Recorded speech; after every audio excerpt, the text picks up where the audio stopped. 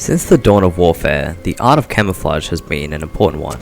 Concealing enemy soldiers and hiding important equipment, camouflage has a large and undeniable advantage over traditional one-color pieces. However, even with great strides in the technology of concealment, there are still patterns that ironically stand out. From the cold snowy hills of Korea to the hot desert of Yemen, and across the Atlantic Ocean, these are some of the strangest camouflage patterns.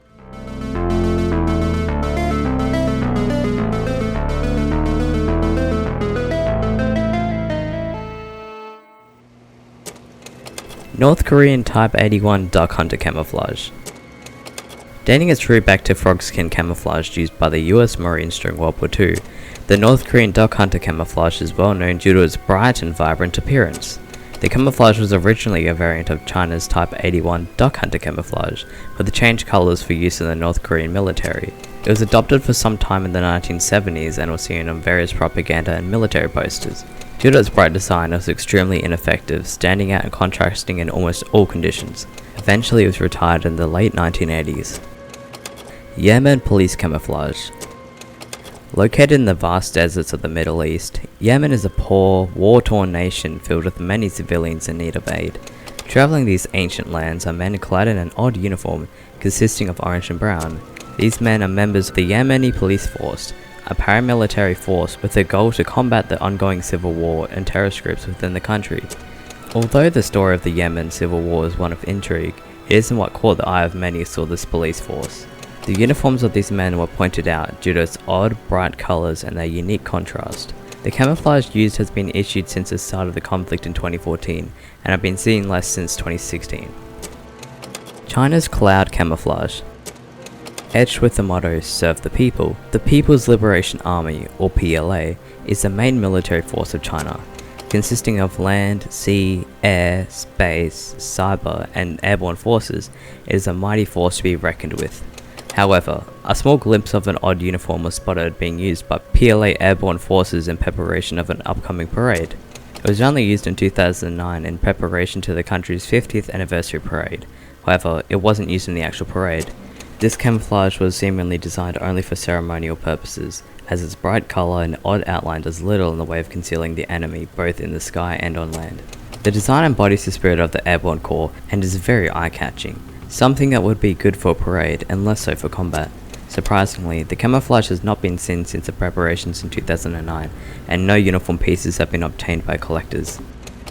Desert Night Camouflage. During the 1960s, the Middle East was starting to ramp up, being involved in various wars.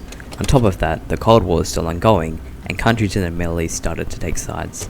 This led to the very real threat of the US being involved in the Middle East, and so a 6-color desert camouflage was produced. Around the same time, night vision was evolving at a rapid rate, allowing soldiers to see what in previous wars would have been concealed. This resulted in the development of a desert night camouflage pattern, one that would be used in conjunction with the existing 6-color desert camouflage. This camouflage consisted of 2 colors, a dark green in a grid pattern and a tan color seen between the grid lines. The camouflage also had dark green spots to simulate the grain present in night vision at the time. The pattern was first seen in tests in 1972 and was used in field tests in 1976, and in the late 70s, the pattern was finalized. Uniforms with the camouflage on it started to be issued in the early 80s, however these uniforms are only issued on a small scale in units stationed in the Middle East. During the Gulf War, this camouflage was issued on a larger scale, and many photographs from this period show the uniform in use by US forces. During the Gulf War, the camouflage effectiveness was called into question by troops using it. This resulted in a US Marine sniper unit stationed in Saudi Arabia testing the effectiveness of different camouflages at various positions, distances, and using various night vision devices. The desert night camouflage was compared with the 6-color camouflage, a survival blanket, and white parkas. At the end of the test, the desert night camouflage lost all the tests except for the naked eye test. The reason the camouflage was so ineffective was likely due to the pattern taking longer to develop than the development of night vision technology. By the time the uniform was issued, and certainly by the time the Gulf War happened, night vision was exponentially high quality, smaller, and cheaper. After the Gulf War, the camouflage was retired, and the idea of a night vision camo was scrapped. Dazzle Camouflage. World War I was marked by the rapid progression of technology. One major problem was U-boats and submarines, as they downed many ships carrying supplies, troops, wounded, and civilians. Many different ways to combat this threat were made, such as torpedo nets and depth charges. Among these designs was a unique type of camouflage called Dazzle camouflage. Unlike most camouflage, which was used to conceal and hide things, Dazzle camouflage was extremely visible. However, this design wasn't an unintentional blunder or miscalculated experiment, but a cleverly designed illusion that made it difficult to figure out vital information needed to attack ships.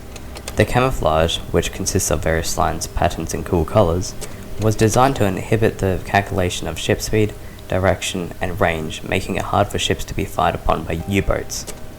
When it was first being used, its effectiveness was unknown, and in a review of ship attacks by the British Admiralty in 1918, it was revealed that 1.47 of ships painted in Dazzle camouflage were attacked, compared to the 1.12 of uncamouflaged ships. This at first would suggest the camouflage was ineffective, as it revealed ships more. However, its design was to confuse the enemy on how to attack it, not to conceal it.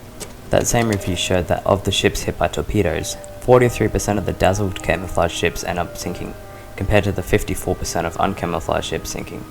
41% of dazzle camouflage ships were struck amidship, compared to 52% of uncamouflaged ships and their amidship. This would suggest that the camouflage was effective. However, it is also important to note that ships painted in dazzle camouflage were larger than uncamouflaged ships. Dazzle camouflage was used throughout World War I by the UK and US Navy, and was used during the early stages of World War II. Eventually, it was retired, due to the development of radar and better aircraft being developed, making a deceptive appearance less effective. What did you think of the video? Were there any odd camouflages you think we missed? Let us know your thoughts in the comments below, and be sure to like and subscribe.